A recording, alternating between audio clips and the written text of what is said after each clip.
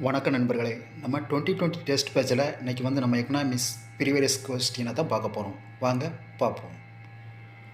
சரக்கு மற்றும் சேவை வரியை முதலில் அறிமுகப்படுத்திய நாடு எது? ஆன்சர் பாருங்கள். ஏ, பிரான்ஸ்.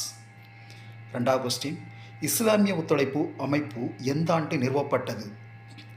Answer D, 1969. மூணாவது கொஸ்டின் பார்ப்போம்.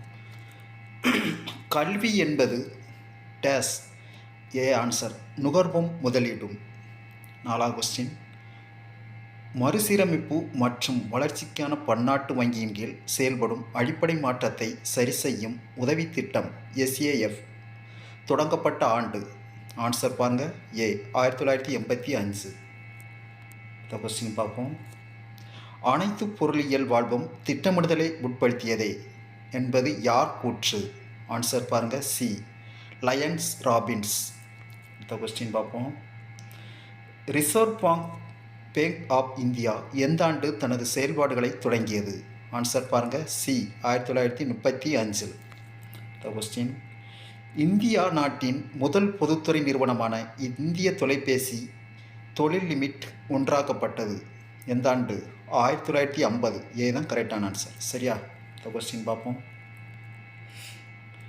கீழ் கொடுக்கப்பட்டவற்றில் எது தவறானது அப்படின்னு கேட்டிருக்காங்க. மேல் கூறியவற்றை அனைத்துமே தவறானது. ஆன்சர் டி தான். சரியா? இந்த கொஸ்டின் பார்ப்போம். வளரும் நாடுகளில் அதிகளவு வறுமை ஏற்பட காரணம் என்னன்னு கேட்டிருக்காங்க. ஆன்சர் பாருங்கள். மேற் சொன்னவை அனைத்தும் தான். ஏ பாருங்கள், வளங்கள் முன்னேற்றம் போதுமானதாக இல்லை. ரைட்டு.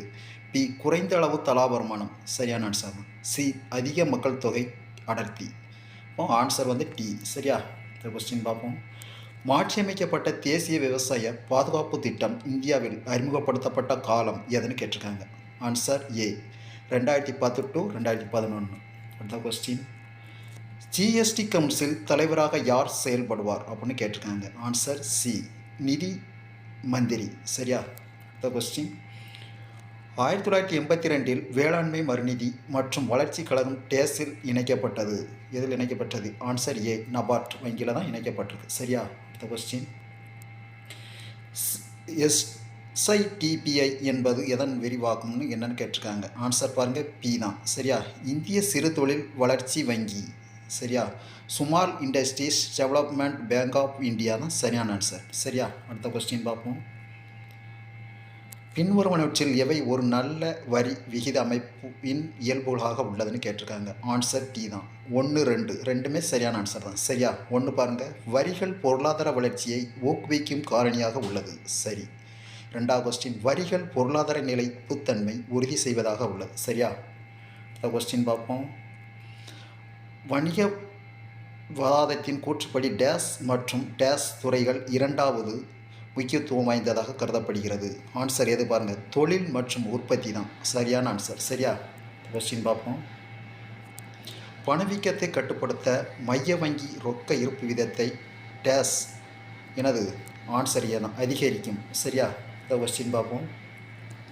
10வது ஐந்தாண்டு திட்டம் 2002 முதல் 2007 வரை முன்னுரிமை எதற்கு வழங்கப்பட்டது அப்படின்னு கேட்டிருக்காங்க. ஆன்சர் பாருங்கள். ஏ, வறுமை மற்றும் மக்கள் தொகை வளர்ச்சியை குறைத்தல்கள் தான் முக்கியத்துவம் தந்திருப்பாங்க. சரியா? இந்த கொஸ்டின் பார்ப்போம்.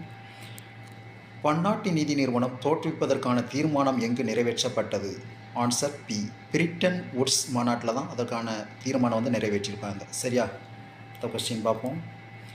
முதல் மனித வள மேம்பாட்டு அறிக்கையானது 1990ஆம் ஆண்டு UNDP நிறுவனத்தால் டேஸ் என்ற பொருளியல் அறிஞரின் வழிகாட்டுதலின்படி வெளியிடப்பட்டது.